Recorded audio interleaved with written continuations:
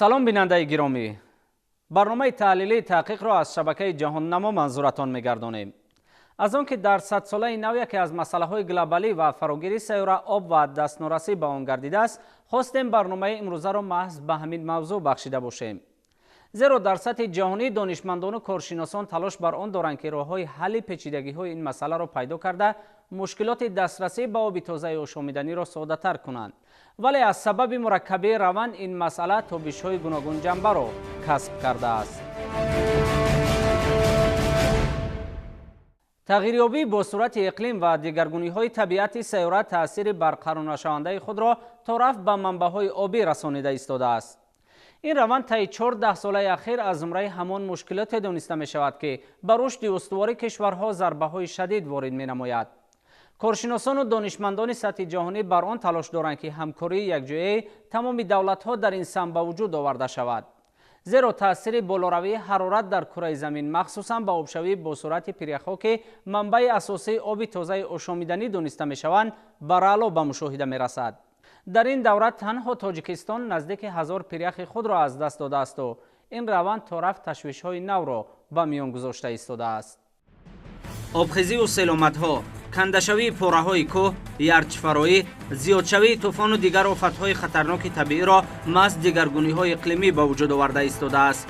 این روند در بیشتر منطقه‌های سیاره به ساختار قبط بالای زمین تاثیر جدی رسانیده آن را خللدار کرده و سلامتی انسانیت را زیر سوال گذاشته است.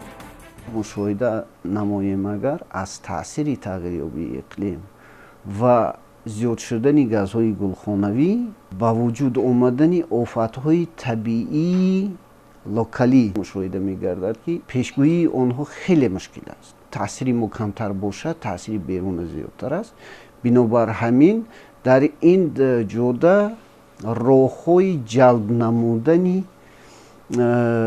اینوستیسی‌ها جهت پیشگیری و مطابق شوی به تغییریابی اقلیم این یکی از راه‌های پس نمودن تاثیر تغییریابی اقلیم است. در سطح بین المللی اعتراف شده است که یکی از خطرهای اکولوژی که امروز در تمام سطح بررسی می‌شود این تغییریابی اقلیم باشد و تغییریابی اقلیم با تمام جبهه‌های اقتصادیات جهانی تاثیر می‌رساند. یکی از تاثیر اون با منبع‌های آبی میباشد که رشد استوار آینده جامعه جهانی وابسته به این است. با روند آسایشته زندگی مردم اقلیم یک تاثیر بسیار جدی دارد با اقتصادیات مملکت‌ها و اینچنین با تلفات جانی انسانیت یک تاثیر جدی را امروز به بار آورده است.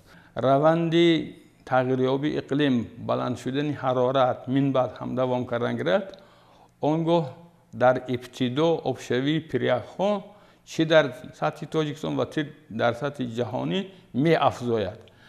یعنی در نتیجه افزودن آبشوی حجم آب دریاها زیاد می شود. زیاد شدن حجم دریاها باشد باعث آبخیزی می شود، باعث از ساحل بیرون رفتن آب می گردد. در نتیجه با انسانیت خراجات خیلی زیادی رو پیش می برد. پیشرفت صنعت و تکنولوژی نو استیصالی و افزایش تأسیس کارخانه‌های بزرگ صنعتی با پرتافت گازهای افزون گلخانه‌ای در کشورهای گوناگون عالم سبب به آن گردیده است که اقلیم سیاره میل دیگرگونی کرده و آب و سرچشمه‌های آن دچار خطر شدند. برای پیشگیری از تأثیر تغییریابی اقلیم در سیاره، سازمان و تشکیلات با نفوذ جهانی از جمله سازمان ملل متحد برنامه‌های مکمل ساحوی قبول نموده در این سمت پیوسته تدبیرهای مؤثر اندیشیده می‌شود. اگر تمایل زیادشوی اهالی، زیادشوی کارخانه‌ها و تغییر آب‌ها، فرض کنید تغییر پیره‌ها رو بینیم، یعنی تمایل برابر است. هر چقدر که کارخانه فرض کردیم زیاد شده ایستاده است، همانقدر به محیط اطراف ضرر زیاد شده ایستاده است. یعنی از این برمی‌آید که در حقیقت گازهایی که به اتمسفر پاشیده می‌شوند این بیشترش از کارخانه‌های صنعتی میباشد. تاجیکستان گرچند سهم آن در حجم گازهای گلخانه‌ای ناچیز است، ولی از حساب تغییریابی اقلیم ҳамчун яке аз кишварҳои осебпазир маҳсуб меёбанд, зеро бо гармшавии иқлим ки дар 6 соли охир дар Тоҷикистон дараҷаи миёнаи ҳаво 1 дараҷа зиёд гарм шудааст ва он ба соҳаҳои асосии хоҷагии халқ, гидроэнергетика, саноат ва хоҷагии қишлоқ таъсири манфӣ дорад. пеш аз ҳама дар 500 соли охир ба иқтисодиёти Тоҷикистон зиёда аз 600 миллион доллари амрикоӣ хисорот ворид гардидааст ва инчунин талафотҳои ҷонӣ низ. Дар давлатҳои тараққикардаи ҷаҳон ин газҳои гулхонавӣ ба сари ҳар як инсон аз 4 то 7 тонн рост меояд, аммо дар ҷумҳурии мо тақрибан ба 1 тонн аст. Барои Тоҷикистон худи таъсирҳои газҳои гулхонавии дохилӣ камтаранд, лекин газҳои беруна ки ба воситаи ҳаракати мисол ҳавои дохил мешавад зиёдтар аст. Партофтҳои газҳои гулхонавии Тоҷикистон барои худи аҳолии Тоҷикистон таъсири манфии зиёд надорад, лекин газҳое ки аз дигар минтақаҳо дохил мешаванд, агар дар давлатҳои Осиёи марказӣ гирем, агар мо дар ҷои аз ҳама охиронем аз ҷиҳати партофти газҳои гулхонавӣ. Бинобар ҳамин албатта таъсири беруна зиёдтар аст. Тоҷикистон тавассути ҳанамин бароҳ андохтани сарчашмаҳои гидроэнергетикӣ пеш аз ҳама дар минтақа ҷиҳати коҳиши газҳои гулхонаӣ саҳми бузург дошта метавонад ва дар ин роҳ аз пеш аз ҳама моро зарур аст ки ҷиҳати бунёди инфрасохтори соҳаи энергетика, нерӯгоҳҳои барқии обӣ ки метавонад барои таъмини нерӯи сабз барои иқтисоди сабз як заминаи хубе бошад. тоҷикистон новобаста аст партоби камтарини газҳои гулхонаӣ ба фазо ва саҳми андаке доштанаш дар дигаргуншавии иқлими сайёра барои пешгирӣ аз ин раванд пайваста дар талош аст. Гарчанде кишвари мо дар зинаи 135-уми рӯйхати кишварҳои партовкунандаи газҳои зараррасон ба фазо қарор дошта бошаду дар минтақа ишғолкунандаи зинаи охирин аст, вале бештар аз дигарон хисорот мебинад. тавре иқлимшиносон таъкид медоранд, Тоҷикистон бо таъсиси нерӯгоҳҳои барқи обӣ талош бар он дорад ки зарари раванди дигаргуниҳои иқлимиро камтар созад. Тоҷикистон тибқи арзёбии созмонҳои байналмилалӣ доир ба истеҳсоли нерӯи барқӣ аз лиҳози экологӣ тоза дар ҷаҳон ҷойи шашумро ишғол мекунад. Кишвари мо имконият дорад ки баъди ба кор андохтани иқтидорҳои нав, аз ҷумла нерӯгоҳи барқии обии роғун, аз лиҳози фоизи истеҳсоли нерӯи барқ аз манбаъҳои таҷдидшаванда дар ҷаҳон ба ҷои дуюм ё сеюм барояд. ин саҳми Тоҷикистон дар ҳалли яке аз мушкилоти глобалӣ кам кардани партовҳои гази карбон ва ҳавои атмосфера ва коҳиш додани оқибатҳои манфии гармшавии иқлим хоҳад буд. ҷумҳурии Тоҷикистон бо роҳбарии пешвои миллат аз рӯзҳои аввали истиқлолияти давлатӣ дар роҳи пешгирӣ аз тағйирёбии иқлим дар сайёра ва ҳалли мушкилоти марбут ба об тадбирҳои муассирро роҳандозӣ мекунад ва марҳила ба марҳила ташаббусҳои ҷониби кишвари мо дар сатҳи ҷаҳонӣ амалӣ карда мешаванд.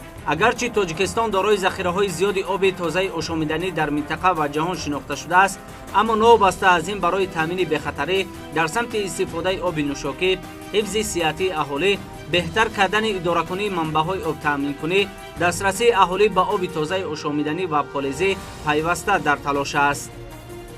мо бояд таъсири рӯзафзуни оқибатҳои тағйирёбии иқлимро ба вазъи корҳо дар самти расидан ба идораи устувори захираҳои об ҳамеша дар мадди назар дошта бошем. маълум аст ки тағйироти глобалии иқлим ба ҳаҷми захираҳои оби нӯшокии тоза ва сифати он таъсири манфӣ расонида кишварҳо ва минтақаҳои мухталифи оламро ба вазъи ташвишовари экологӣ дучор месозад.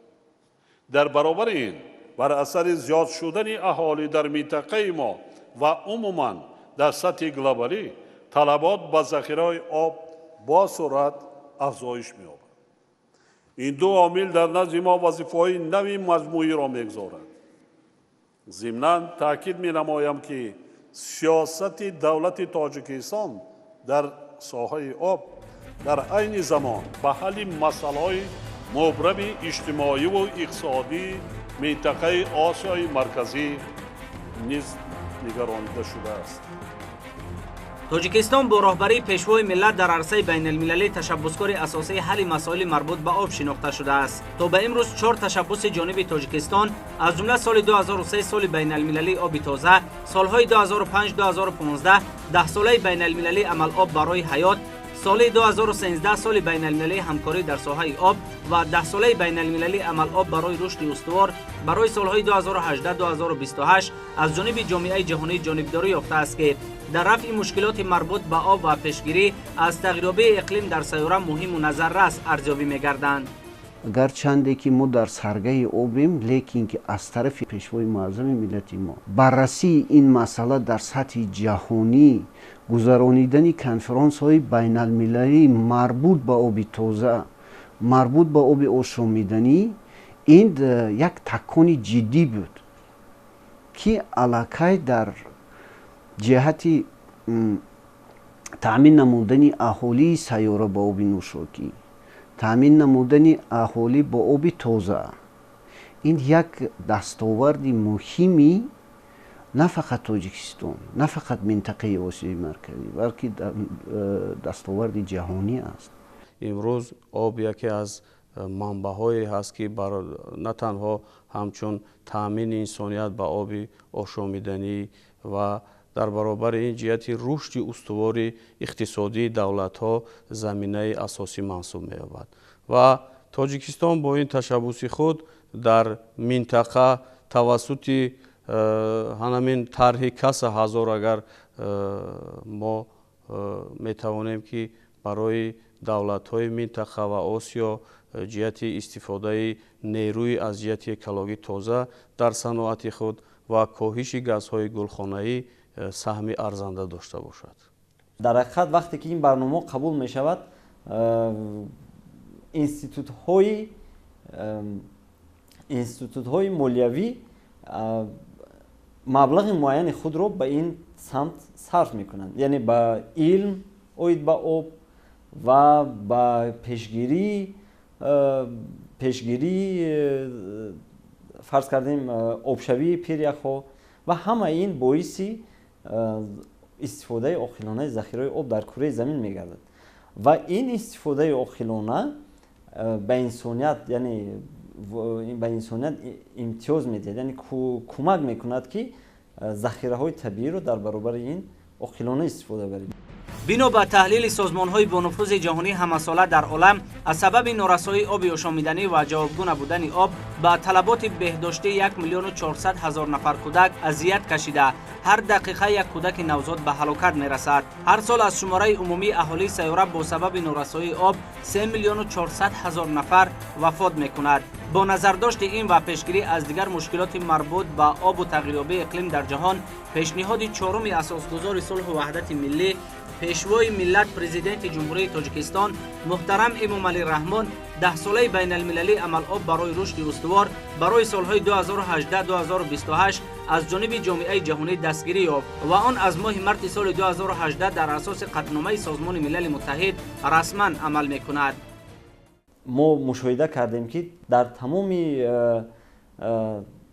ساختارهای دولتی و غیر دولتی جمهوری تاجیکستان برنامه‌ریزی‌ها صورت گرفت و هر یک مؤسسه وابسته به شکل فعالیت خود با وابسته از اقتدار خود برنامه‌ریزی کردند و در برابر این برنامه‌های بین المللی،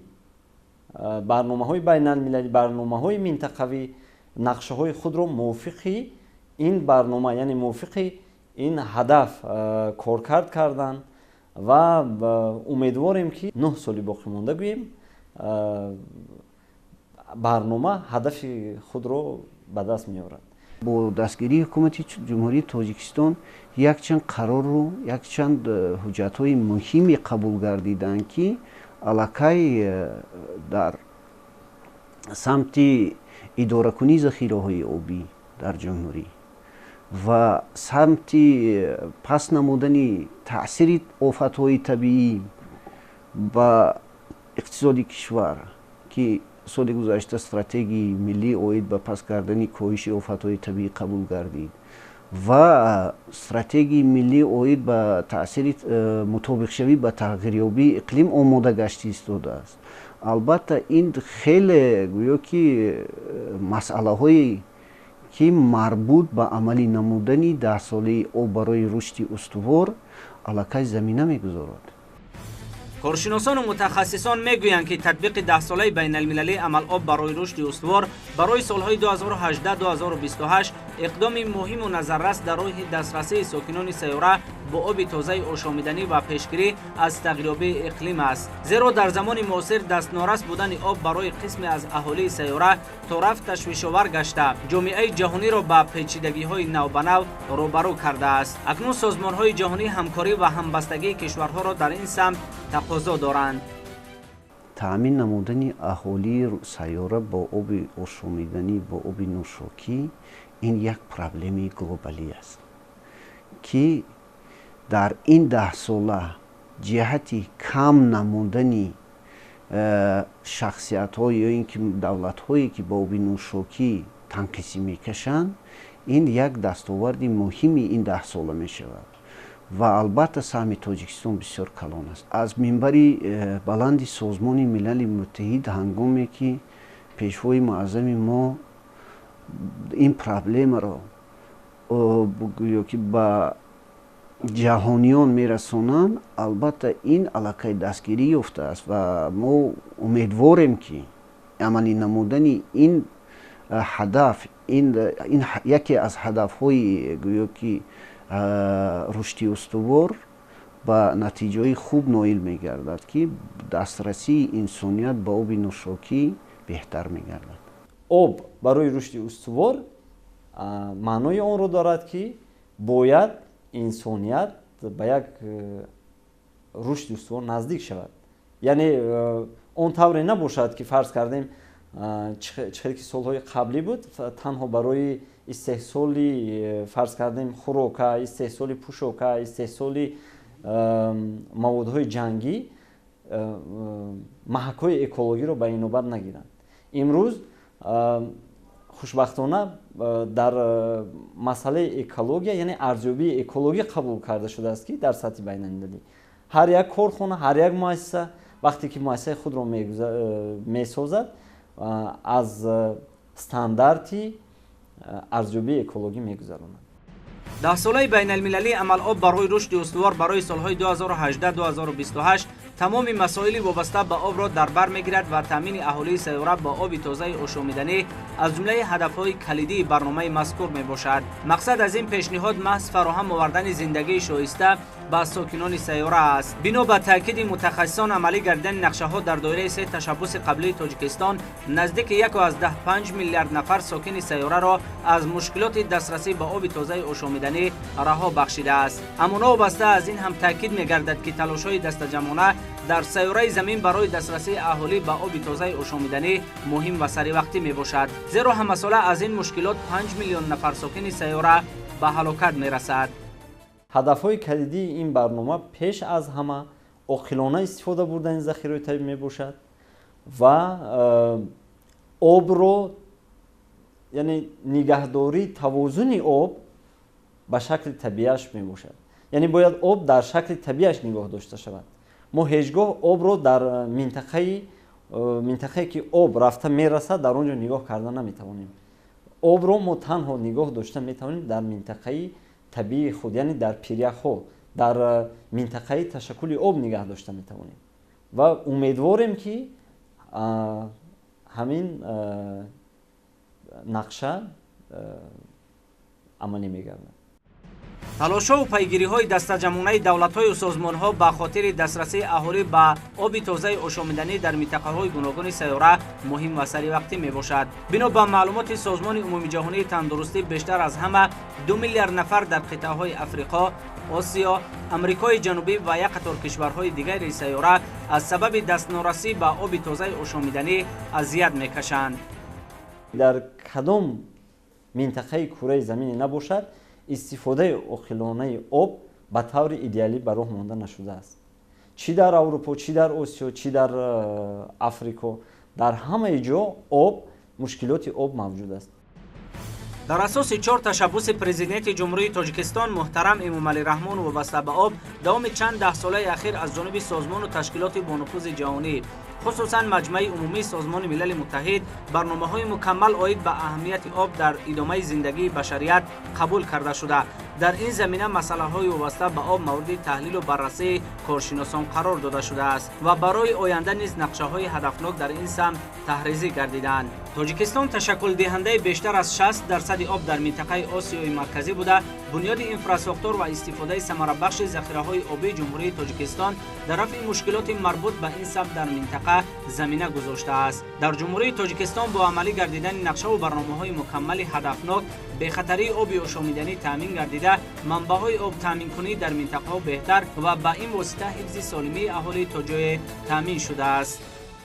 هر یک مؤسسه، هر یک دستگاه‌های ناحیه‌ها، جماعت‌ها نقشه خود را دارند و امیدوارم که با اجرا کردن همون نقشه‌هایی که در کارکرد کردن، همون نقشه‌هایی که تصدیق کردن، اگر همون نقشه‌ها اجرا شوند، در حقیقت این 10 ساله بر رشد استواری تاجیکستان سهم خود را می‌گذارد. یعنی چی در سیاست، چی در اجتماعیات، چی در اقتصادیات، در حقیقت این برنامه نقش خود را می‌گذارد. یعنی این برنامه سبب رشد استواری جمهوری تاجیکستان می‌گردد. تامین اهالی با آب تازه آشامیدنی، آبیاری بیشتر زمین‌های کشاورزی، حفظ پریخ‌ها از نصف‌شوی و استفاده ثمره‌بخش منبع‌های آبی از هدف‌های اساسی 10 ساله بین‌المللی عمل آب برای رشد استوار برای سال‌های 2018-2028 دانسته می‌شوند. کارشناسان امید دارند که با تطبیق پوره نقشه و برنامه‌ها در دایره این تشبث گلوبالی جانب تاجیکستان رشد استوار تامین می‌گردد و مشکلات مربوط به آب تازه آشامیدنی رفع و قدم‌ها در راه پیشگیری از تغییرات اقلیم قوی‌تر می‌شوند. 4 تشبث گلوبالی پرزیدنت جمهوری تاجیکستان در سمت رفع مشکلات مربوط به آب در سیاره و پیشگیری از خطرهای تغییرآبی با سرعت اقلیم دوام چند ده ساله اخیر در سطح بین المللی شدت نارسایی آب را کاهش داده، همگرایی کشورهای و سازمانها را در این سمت قوی‌تر کرده است. 10 ساله نو بین المللی عمل آب برای رشد استوار برای سالهای 2018-2028 و قبول قطعنامه از جانب سازمان ملل متحد در این سمت از مرکب شوی وضعیت پیشگیری کرده به عملی گردیدن هدفهای رشد استوار مساعدت فعال خواهد کرد.